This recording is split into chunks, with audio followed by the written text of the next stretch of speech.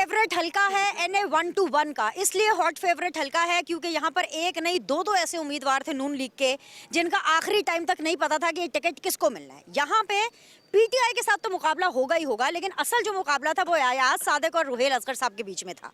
लेकिन ये मार्का रुहेल असगर साहब ने मारा। क्यों मारा मार्का, ये मैं आपको बताऊंगी, क्योंकि आसपास लोग ही इतने, मैं जब से इनके डेरे पे इनके ऑफिस पर आई हूँ तब से लोग इनसे मिलते चले आ रहे हैं।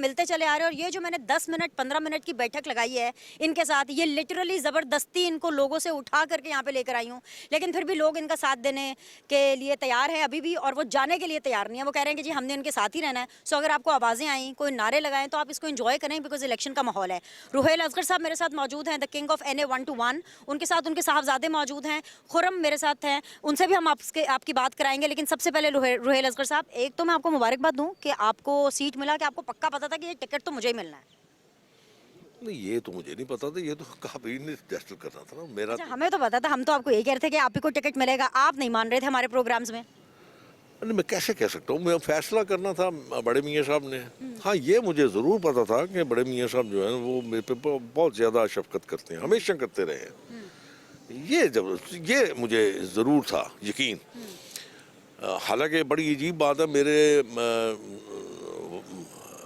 वास्ते से, मेरे मेरे वजह से लोग पता नहीं क्या क्या बातें करते रहे जी। वो बाइकआउट करके चला गया, उसने गुस्से में कह दिया, उसने कहा जी मैं आज़ाद लड़ूंगा। हालांकि ऐसी बात ही नहीं हुई। हाँ, एक बड़ी खूबसूरत बात ये हुई थी कि मैंने उनसे ये कहा था कि दाएं तरफ मैं इसलिए नहीं जमा कराया कागज़, इसलिए कि वहाँ बेटी है मेरी जो मुझे अंकल कहती है, और मेरे बाएं तरफ भी वो मेरी बेटी थी जिसको मैं बेटी कहता हूँ।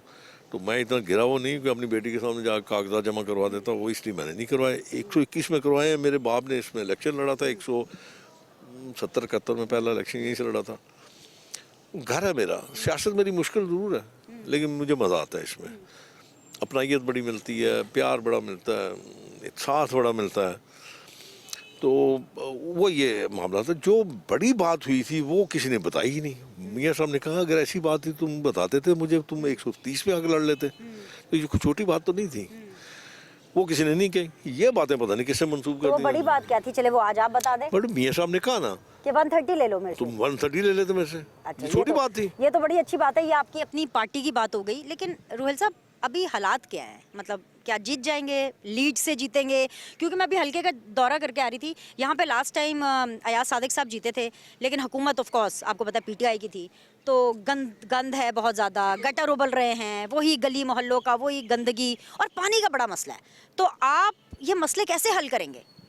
ऊपर जो बैठा हुआ ना वो मदद करता, उसके अलावा कुछ नहीं कर सकते। जिसको उसे इज्जत देनी है ना आप छीन नहीं सकते, जिससे उसने छीन लिया आप उसको दे नहीं सकते।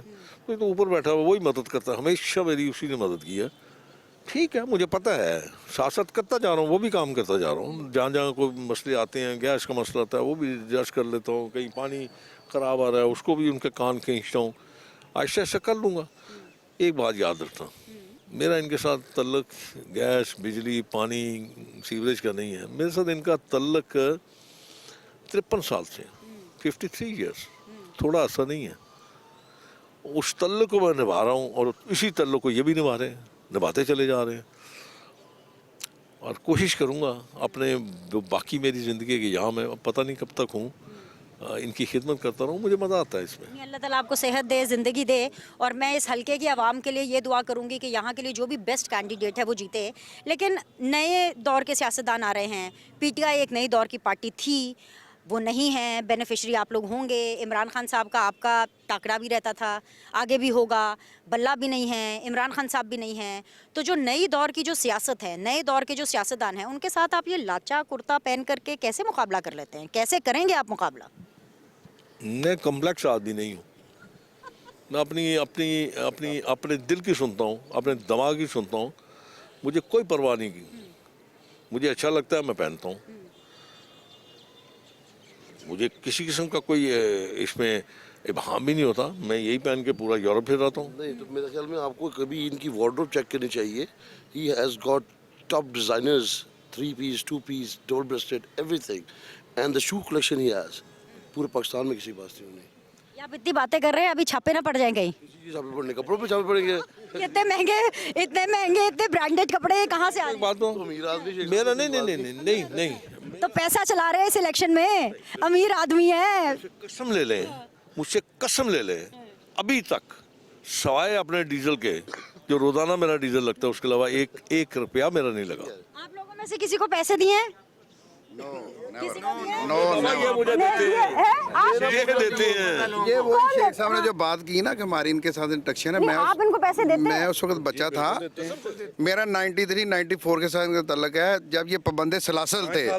और उस में काम करते हैं। उस वक्त शेख रोहिल असगर साहब और इनके भाई शेख शकील असगर साहब मरहूम जो इस वक्त नहीं है, तो वो ये पाबंदे सलासल थे और बहुत बड़ी कामयाबी से ये जीते थे। तो इंशाल्लाह ये अवाम इनसे प्यार करती है। अच्छा, कितनी लीड से जीतेंगे? लाख, 2 लाख, 3 लाख? यानी पिछली दफ़ा 2 इलेक्शंस हुए थे, तो जो दूसरा वाला इलेक्शन हुआ अयाज सादिक वर्सेस अलीम खान, उसमें अलीम खान साहब के थे कोई 93,000 वोट और अयाज सादिक साहब को कोई मिले थे 1,13,000 या 1 लाख समथिंग वोट। तो कितनी लीड से आप जीतेंगे पीटीआई से? 2,500 से जीता था, 2200 से। वो तो आप दूसरे वाले इलेक्शन में कह रहे हैं, लेकिन आप कितने से जीतेंगे? आज रात को एक काम करना, उनको जो गुजर गया सो गुजर गया। रोहेल अफजल कितनी लीड से मेरी जीतेंगे? बात तो सुन लो ना, आज रात को मुराकबा करना, अल्लाह से पूछना कि ये कितने चीज से जीतेगा। कौन ऐसा अहमक आदमी है जो ये बात दावे से कहेगा कि मैं इतनी लीड से जीतूंगा? ये तो मेरे रब का फैसला होता है, किसी को नहीं पता। हम मेहनत कर रहा हूँ। इमरान खान तो जेल से बैठ के कह रहे हैं कि ये हारेंगे, नून लीग हारेगी, बल्ला भी नहीं है, मैं भी नहीं हूँ, फिर भी आप लोग हारेंगे। वो तो जेल से बैठ के प्रेडिक्शन, उनको सारी खबरें हैं, वो कह रहे हैं आप लोग अंपायर के साथ मिलके खेल रहे हैं। मैं जो बात करूँ ना, बड़ी दूर तक जाएगी। अगला तक तो जानी चाहिए ना। उसने जो मैंने ये बैठ के नदीम मलिक के प्रोग्राम में ये बैठ के कहा था कि तुम जो कुछ कर रहे हो, मुझे नजर आ रहा है तुम्हारी चीखों की आवाज़ें इस्लामाबाद तक आएंगी। अच्छा, खुद अंपायर के साथ मिलके खेलें वो ठीक जायज़, और ये अब ये अंपायर पता नहीं कौन सा अंपायर। बस मुसीबत ये है कि जिसकी तरफ इशारा करते हैं ना, वो बाहर बैठ के आप उसका ना इनकार कर सकते हैं ना इजहार कर सकते हैं। इस चीज़ का फ़ायदा उठाते हैं लोग। बस ये कभी ये आपके दिमाग से निकल जाए ना। और एक बात और भी याद रखना, मैं अक्सर आप जब मुझे प्रोग्राम में लाते हो तो मैं उसमें कहता हूँ ये किसी न आदमी की पकड़ में है, न किसी कानून की पकड़ में है, न किसी आइन की पकड़ में, ये खुदा की पकड़ में है। जो कुछ इसने कहा, जो बातें इसने की, इसे किसको छोड़ा है? अगर फर्ज करो मैं एक बात कर रहा हूँ, मुझे अगर कुरान पे या हदीस पे इतना अबूर नहीं तो मुझे बोलने की ज़रूरत क्या है? मुझे बात करने की ज़रूरत क्या है? एक शख्स को ये इल्म नहीं है कि कुरान में हज़रत ईसा अलैहिस्सलाम का कितना जिक्र है, मैं उसके साथ क्या बात करूं?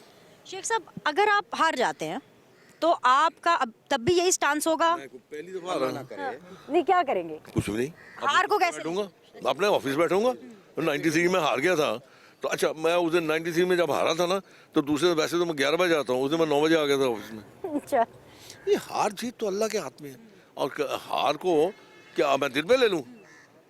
क्या मैं उसको लेके अपने 4 पे भी लेट जाऊँ? नहीं, आप कोई धांधली का इल्जाम लगाए, कोई अंपायर का इल्जाम लगाए, कोई आप? नहीं कहा, मैंने कभी कुछ नहीं कहा। मैं उसको सिर्फ अल्लाह की रजा समझ के चुप कर जाता हूँ बस। अच्छा,